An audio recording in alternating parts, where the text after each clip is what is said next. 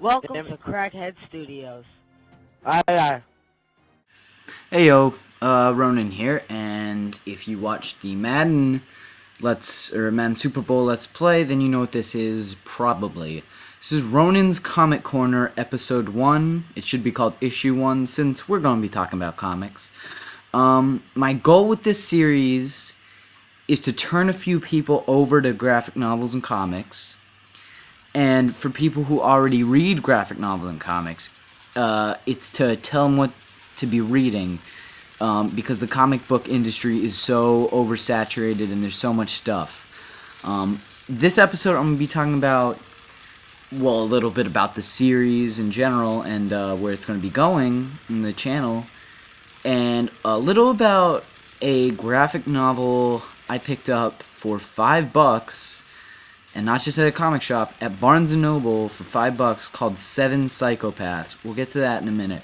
But for now, I just want to really fill you in on what this is. I highly, even if you don't read comics, I implore you to watch this series, just because it's such a great medium to explore, and I hope I can turn a few people here into comic book fans. Each episode, you're going to notice this is Dead Ops. I probably shouldn't have said that late, but yeah, this is Dead Ops. And each week, I don't even know if I'm going to do it weekly, but each week, I'm going to show a different obscure game. And that's, when I say obscure, I mean arcade titles, Dead Ops like this. Stuff like that, and I'm not really going to talk about the gameplay. It's really just so you have something to look at, or open up another tab and use this as a podcast. I don't really care. So 7 Psychopaths. So I picked up for $5, and I just picked it up because, well, I was in between the Walking Dead stuff, which, even if you didn't watch the show, I think Robert Kirkman is the man saving comics. Robert Kirkman is the man that wrote The Walking Dead, and he's really saving the industry, and I support that comic because it's also great. But besides, 7 Psychopaths, it's a book set in, I believe, 1942 into 1943. And on the back it says, "In vein of Inglourious Bastards," where it's a operation to kill Hitler. And that's like Inglourious Bastards would be like a documentary compared to this. So let me just kind of tell you why that is. Inglourious Bastards, okay, it's trained soldiers, first of all, trying to kill Hitler. It's not really even a war movie. It's almost a Western, the way it plays out and everything. 7 Psychopaths, however, is weird. It starts out with a man, really blanking on his name, enlisted, or not enlisted, he's an officer in the British Army, and they're looking for a way to end the war. And this is, I think, 1943. 1943. Looking for a way to end the war. And they throw around a couple ideas, and then the guy finally says, "Well, I was looking at this stuff, and why haven't we tried to kill Hitler?" And the guy's like, "Oh, for the simple reason that it's fucking impossible. Everybody else has tried. All our allies have tried. They've all failed. We do not want to kill our people." And they're like, oh, that's ridiculous when he says it. Well, this is during a British bombing when London's getting bombed by V2 rockets, and it's being bombarded, right? So he runs out, and it's being bombarded, and they say, "Oh God, the bombarding started. Let's move this meeting to the underground shelter." And they all go except for the guy who wants to kill Hitler. And and I just want to say this is spoiler free. I'm just pretty much setting up the plot. And he goes outside, and there's bombs falling everywhere. Everything's on fire. It's actually great imagery in this one part.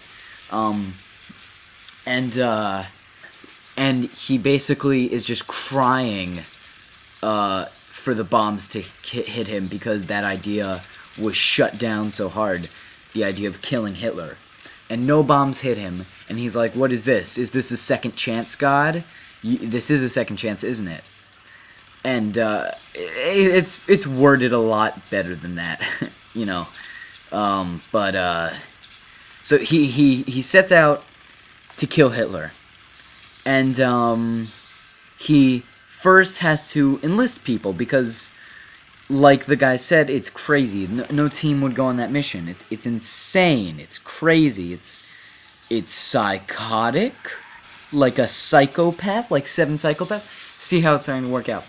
So he goes to this prison where one of the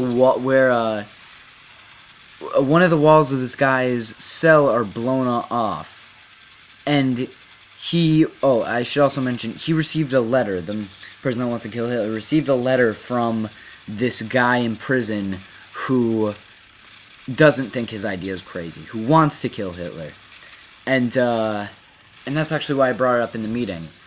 And so he goes there, and one of the walls is bombed out, and so they just walk. Him and this guy, I forgot the guy's name. I think it's Greensfield, or it's something Jewish. He is Jewish. And they have this very long, interesting conversation about the team they'll need, the reasons for going on the mission. And actually, the mission is one of the... wait, let me get a charger for my computer. The mission's one of the shortest and maybe the most least interesting parts of the book. It's yeah, it is. It's one of the least interesting parts. It's not like they have major gunfights or whatever. It's not that interesting. What is interesting during the mission involves Hitler and who Hitler is. Not gonna spoil it. But it's one of those almost pseudo-scientific Discovery Channel things almost. It's really interesting. It's really cool. It's altogether a really solid graphic novel. And this is only after having read it a couple months ago. Not a couple months ago. About a month and a half ago. Right after I read it, I was like, well, that was terrible. That was ridiculous. You know, I hated that. And I love it. I love it now. It takes a while for you to understand, you know, why you don't take it too seriously. And the artwork in it isn't like stellar. It's basic comic book stuff, you know, but I don't know. There's one character in it who he's burned over like 95% of his body, and he's crazy. He's like, Urgh! He has this face all the time like he's taking a shit, like, Urgh! Like his teeth are grit, you know. And that's not a spoiler, that's on the cover, you know, he's on the cover. And that guy, the way they draw him is really interesting, where you can actually see the veins, and some of the veins actually pop out more, you know, when he's doing more things almost. And it's almost as if he doesn't know he's in the book and he's doing these things because he has that one expression the entire time and doesn't say a word. That's a great character. And that's almost it. It's pretty short. I read it in couple, I'd say about 2.5 hours. No, not 2.5 hours. I don't know, something like hour 45 minutes, maybe a little longer. It's a quick read. It's parts of it are worded really well. They do have really, really good writing. I don't know. I think it's a great starting graphic novel because it's so thin, and it's in a world that's almost recognize it's historical fiction, but it is recognizable. It's not too heavy. It doesn't have too many twists or hard to understand storylines. You know, it is it is it is it is what it is. It's a stupid because it's a stupid but enjoyable graphic novel, and it's a guilty pleasure. It really is. That's kind of it for Seven Psychopaths. The other stuff I want to talk about is the channel, CrackHeadStudioz. I have 2.5 videos. What I mean by that is, like, 2.5 videos coming. One I have to work out with another channel, and I'm not going to say anything about that. You can find out later. The other two are a really old video I recorded and I just did the commentary for. That'll be coming soon, and also the final part for the Madden Super Bowl, I guess, Let's Play commentary. I have to record the commentary for that, and you know, that's kind of it. And this is coming up on the end of this Dead Ops game. Also, I'm not 110% sure what the next visual for the next comic book corner is going to be. I was thinking a campaign mission, like a Black Ops campaign mission, or a Call of Duty 3 game. I don't know, something really obscure you don't see much. I